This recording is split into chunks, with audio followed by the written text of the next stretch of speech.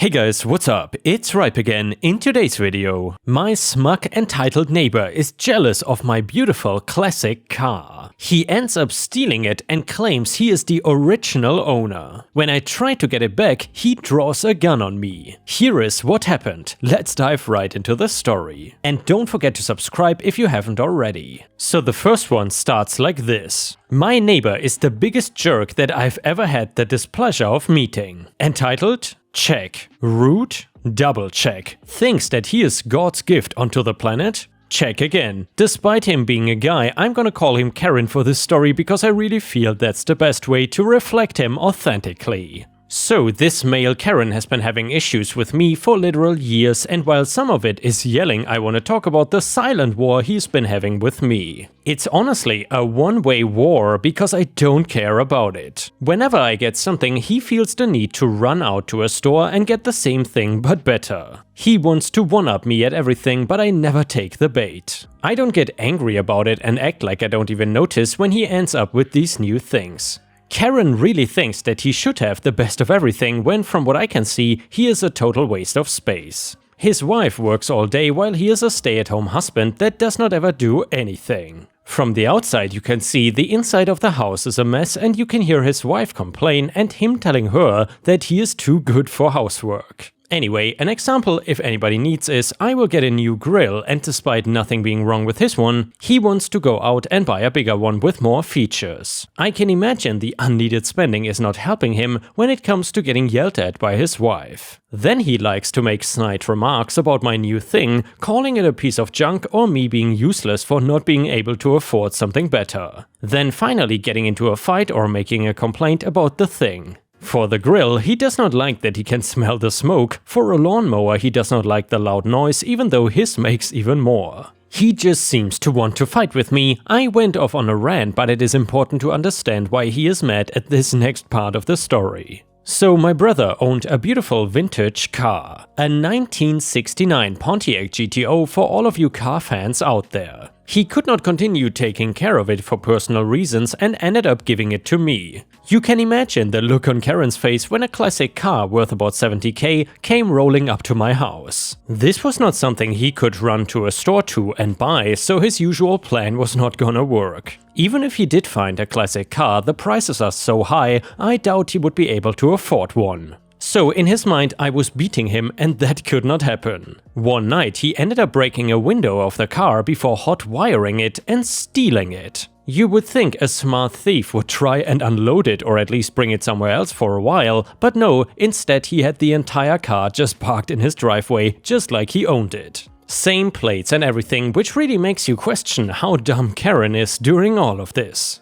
I still have the keys, so I decided that I'm just gonna walk over and take my car back. It should have been a quick 5-minute chore, but instead when I got to the car, Karen ran out screaming at me. Karen, get the hell away from my property. You touch that car and I swear I'm gonna kill you. Me, you know damn well this is not your car. I'm not playing your games. I'm taking my car back, and the next time you try and steal it, I'm gonna throw you in jail so fast your head spins. Karen, well, I've called the cops and they are on the way. I am giving you 3 seconds to get the hell away from my brand new car, or I'm gonna put a bullet in your head. He walked fully out of his door, and I can see that he had a gun. Not only that, but he held it up to me like he was gonna shoot. I did not want to move away from my car, but it did not feel like I had much of a choice. So I went to my property, but he was still pointing the gun at me and screamed that I was a thief until the police arrived. The police said, "Drop the weapon." Karen, he's trying to steal my car. Arrest him. He did put the gun down, sadly, so he did not get tackled or anything. Me, he stole that car right in front of my house.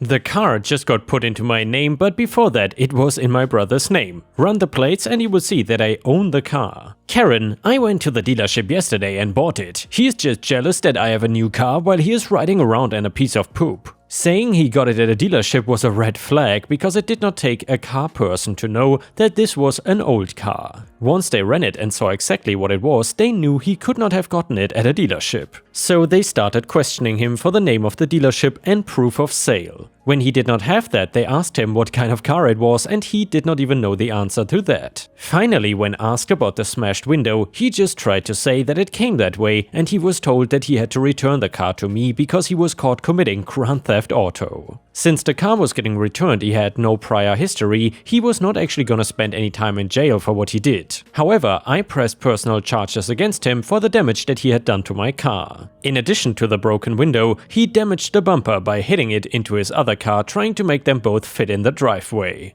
It was original hardware, so it was not a cheap fix like on a more modern day car. He ended up having to pay me $7,000 for the repair and he was furious about it. He was not dumb enough to try and justify it to the judge, but he was trying to talk crap about me to everyone he came across. Even people I never met would meet me and know me from the crazy stories that he was telling about me. Not a single person I came across took his side or him seriously for his reasoning. He said that he deserved the car more than me because he was into classic cars way more than I was. I flaunted it in his face and according to him, that was me asking him to try and steal it. Like I said before, he was really entitled and thought he deserved everything for no effort. I warned him if he ever went near my things again, I was gonna buy a gun of my own and see how he liked being at the end of it. To be honest, it was just an empty threat and I made sure to lock the car up in the garage just in case he got any funny ideas about stealing or even destroying it. You would think he learned some kind of lesson, but he is still in a one-way war against me, so I guess not. And the next one is titled The Worst Grandma Ever Part 1. So I am 29 and I've been dealing with this for some time, but most recently this became ridiculous. My grandma is the most special person I ever knew, and with special I mean one of the most frustrating, entitled, narcissistic and condescending witches on earth. She believes that she is the matriarch of the family, the highest authority that we all must obey, and for that she had done a lot of things to all the family over the years, and recently I became her main objective. A couple months ago she organized a family meeting on her house, believing it was just a family meal. We all went and when everyone was there she revealed her true intentions. It was a trap. Apparently someone told my grandma that I was dating a girl, my girlfriend, and basically she exposed me to all the family. In that moment I have not even told my parents about it yet. The following 30 minutes were a non-stop humiliation in front of all my family, saying how much of a failure I was, that I'm ashamed to the family, a sinner, and how embarrassed she was that all her church's friends knew that I was a shameless pervert. When I could not take it anymore, I got up from my chair just to be slapped in the face by her for disrespecting her. After seeing that the rest of the family finally intervened, getting her apart before she tried to pull my hair. The following weeks she was nothing more than a constant headache. Endless calls and text messages telling me such beautiful things as that I will burn for my sins, that I was a disgrace, and that I should stop fooling around and correct my life. She even lectured my parents, demanding that they correct me to make me quit my job and find a husband, because supposedly that was the right thing to do and what I should be doing. Also, she took every chance she got to say how evil and selfish I was for ruining her good image. Last Saturday she outdid herself. While I was in my apartment there was a knock on the door, and when I opened it I saw that it was her. By that point I was no longer trying to hide my displeasure from her, and I just said, "Ah, it's you, what do you want?" Without even being invited to come in, she went into my house and began to look around the place with an obvious gesture of disgust and disapproval on her face. She then turned to see me with that look of superiority, as if she were doing me a favor just for being there. She told me that she had already given me more than enough time to reconsider and correct my life, so she was there so that I could apologize to her. I just laughed sarcastically and told her that she was crazy and that she could go now. She then started lecturing me with the same speech again, but I did not take it. I interrupted her and let out all the things I've wanted to tell her for a long time. That she was a stupid old witch, that she was not an authority figure to anyone, and that her presence alone ruins our day, and that nobody can stand her. Also that she is such a horrible and suffocating grandma and mother that she should not make it strange that none of her children love her or visit her unless she forces them to. I knew I had hurt her by the way she tensed her face and how she tried to hide the tears in her eyes. It was then that she said, "Enough. I can see that you don't understand the good way, so I will have to correct you in the old way. Give me the keys to this place and you will return to your parents and you will be grounded until you learn to obey and do what I ordered." I still had the keys in my hand from when I opened the door, to which she extended hers as if waiting for me to give them to her. I laughed out loud. This was too ridiculous that I couldn't take it seriously. And apparently that made her so mad that she lunged at me, trying to grab my keys. We struggled, there were screams and things falling out of place. The damn grandma, which got to the point of digging her nails into my arms and biting my hands. The scandal was such that a couple of neighbors went out to see what's going on, and when my grandma saw them, she started shouting that I was a thief and was trying to rob her house. Obviously, they did not believe him and they were my neighbors, they knew me. They separated me from her, and when she saw that they did not believe her and that I would not obey her, she threatened me with, "Your parents will know about this," and then left. Since then she had been telling everyone how it insulted her and violently attacked her. We all know her, we all know she is a liar and she just makes everyone's lives harder. Update to the story: after the last post I took some of the advice that people here told me. I went to the police and filled a report about what my grandma did. I had some photos of the bites and nail marks, and even one of my neighbors came with me as a witness, but police did not help. They said that any of that was enough proof to do something and suggested to talk and solve it. I knew police would not help, but as some said here, I now have a paper trail. I bought cameras for my door, not very expensive, but they record in a very decent quality. And they arrived just in the right moment because 2 days later my grandma showed up again. This time I did not open the door and that made her angry. She noticed I was in the home and kept knocking the door for 30 minutes, and after that she started hitting and kicking it, yelling that I must open and that as my grandma I must obey her, and of course lots of curses. She left after the neighbors told her that they were calling the police and I had everything recorded.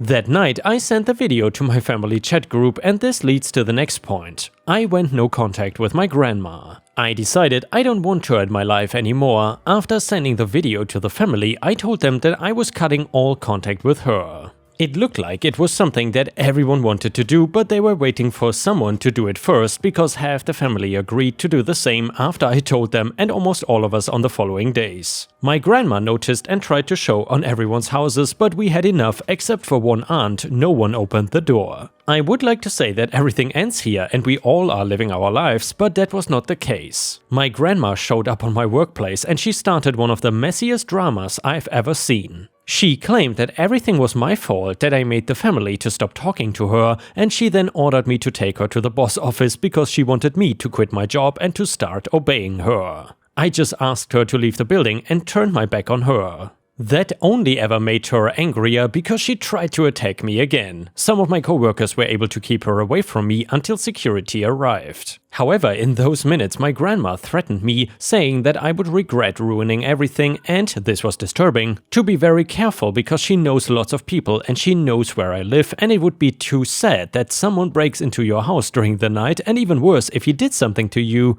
Or maybe it wouldn't be that bad if that corrects your perverted deviation. Again, I went to the police with witnesses and videos of the security cameras, and again, they did not help, but at least now I have enough for a restriction order. Which I suppose means restraining order, but I could be wrong there.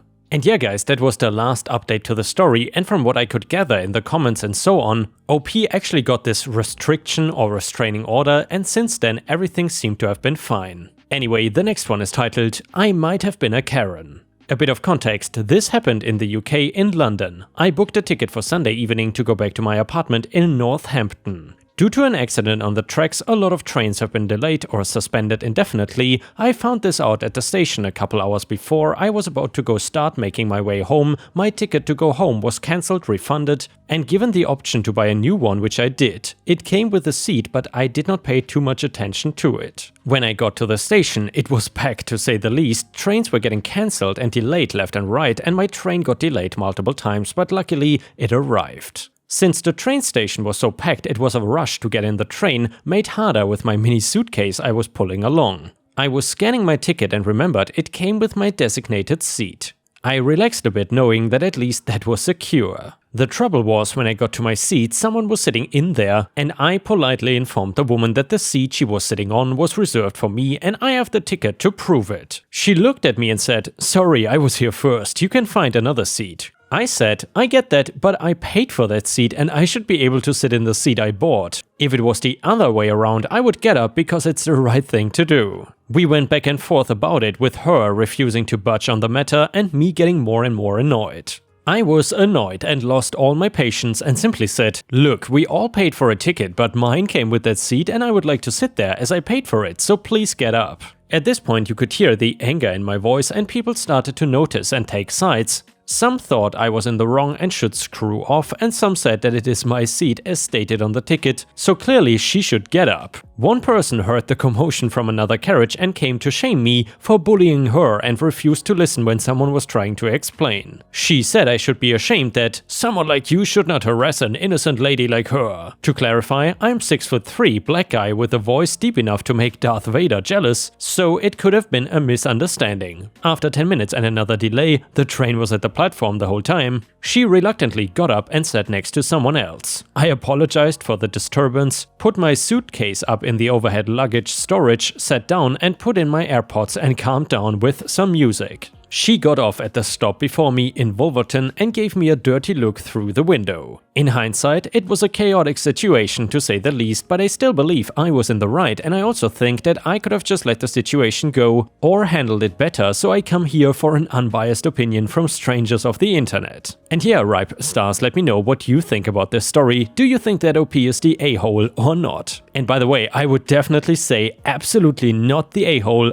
I absolutely hate it when I buy bus or train tickets that are reserved seats and then some idiot sits in my seat and refuses to go. Anyway, someone on Reddit said, "Not the a-hole and I will die on the hill with you." And also screw the person who tried to shame you and called you a bully. Comment number 2, not the a-hole, no argument here. You spend money for something you expect that seat is yours. A recipe for penultimate petty revenge. Okay, so this happened a few years ago when I lived in an apartment in a historic brownstone building. It had businesses on bottom and apartments on top. I had the front apartment. A nice single girl had the rear apartment and a couple of dirtbags owned the middle apartment. Missouri tends to get damned sweltering in the summer, not hot. Hot does not really describe the heat Missouri can bring. If you have ever been walking down the street and thought to yourself, you know, I should have deodorized my balls today, then you can comprehend how damn hot it gets. I would leave my apartment windows open to keep the place somewhat less miserable. All the neighbors did the same. However, dirtbag neighbors had this long-haired white cat. The cat was nice enough, but it had a bad habit of climbing out the window of dirtbag's place, climb into my place and piss absolutely everywhere. I returned dirtbag's cat a couple of times and even told the landlord, who did what landlords do, which is F all. So it went on for about a month until I had the idea for my revenge. The cat would come into my place all the time and usually climb onto my counter if I left anything out. Especially when I was prepping food, it would start to eat whatever I had on the counter and not just skittishly eat either. The little cat would jump down and proceed to eat like a starving fluffy white T-Rex until I grabbed him and took him out the door. Hell, he would still be chomping down my food when I would deliver him to dirtbag owners. Well, dirtbag cat hopped up and started scarfing down a peanut butter and jelly sandwich I had been making. The little furry waited until my back was turned and then the most glorious idea struck me. I made a second peanut butter and jelly sandwich and set it in front of him to give me time. Then, with the peanut butter already out, I started to apply peanut butter to the cat.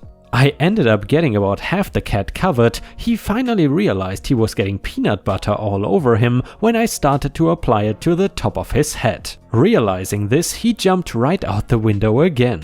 About 2 hours later, I hear my neighbor come home, hear her open the door, and then I heard the most beautiful sound that woman could make. She absolutely lost her mind. I don't mean she was upset, I mean she was wailing, cursing and throwing an absolute conniption. I have heard the term speaking in tongues before. However, that was the first time I've ever heard the real thing. The only words I could make out were, "Screw this peanut butter." Lots and lots of effing peanut butter. She carried on for a good solid 2 hours. I guess the cat had escaped because about 12 minutes into her fit, I see him outside my closed window with a feline expression that clearly said, "Dude, let me in. She's crazy."